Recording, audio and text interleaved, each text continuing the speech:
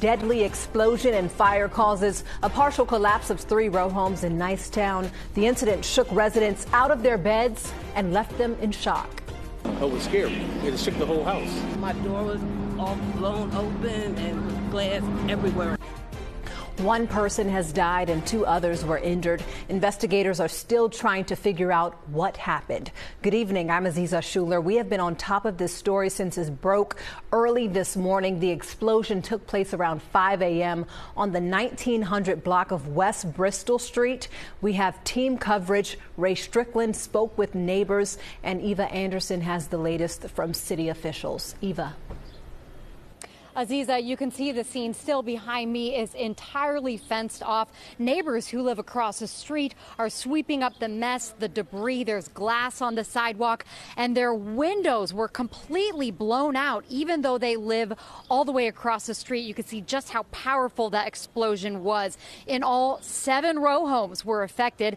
Some neighbors are still not allowed to return to their homes nearby, and the neighbors who are allowed, many of them don't want to come back because they still don't have electricity.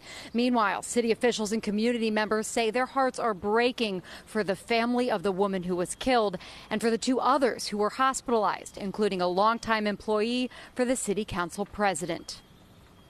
A gut-wrenching scene is left in the wake of the powerful home explosion on West Bristol Street. The call came in just before 5 a.m., and by the time fire crews arrived, 3 row homes had partially collapsed. Crews immediately began looking for people who were trapped. We were in the process of doing our initial search and rescue where we were able to pull 2 people from this location. 2 women, ages 82 and 62, were taken to the hospital, one in critical condition.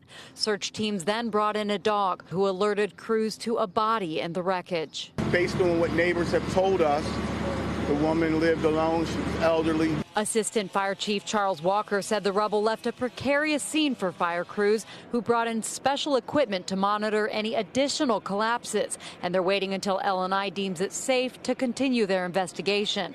Mayor Sherelle Parker urged the city to come together. I want to ask Philadelphia right now to please lift up in prayer those families who have been directly impacted and indirectly impacted. Among those hospitalized, a woman who city officials say has worked behind the scenes at city council for decades, though they aren't sharing her name. Everyone in council is devastated. Everyone knows this person.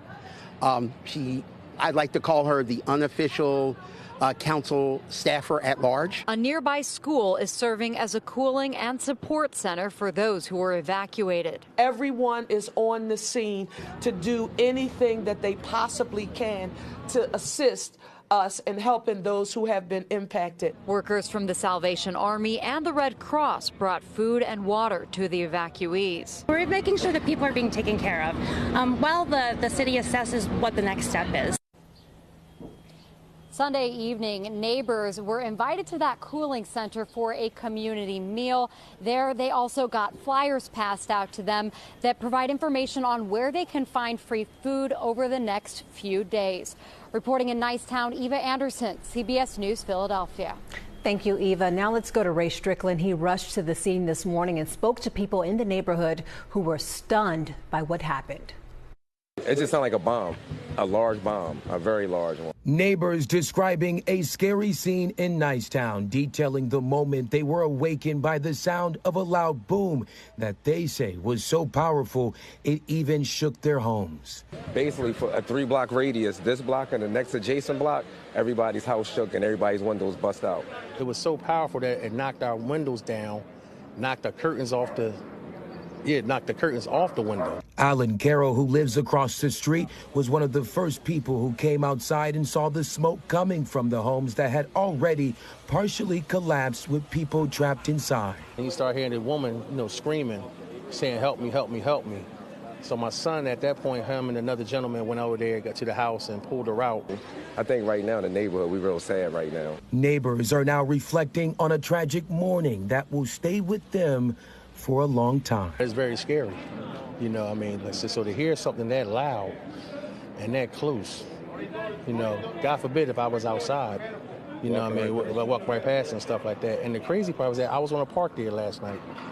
but I found another parking spot.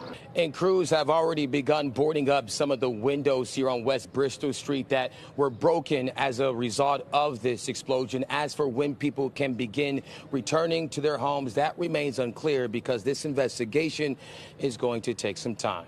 Ray Strickland, CBS News, Philadelphia. Thank you, Ray. And we are working to learn more information about the Nicetown explosion. We will bring you the latest developments on air and online at cbsphiladelphia.com.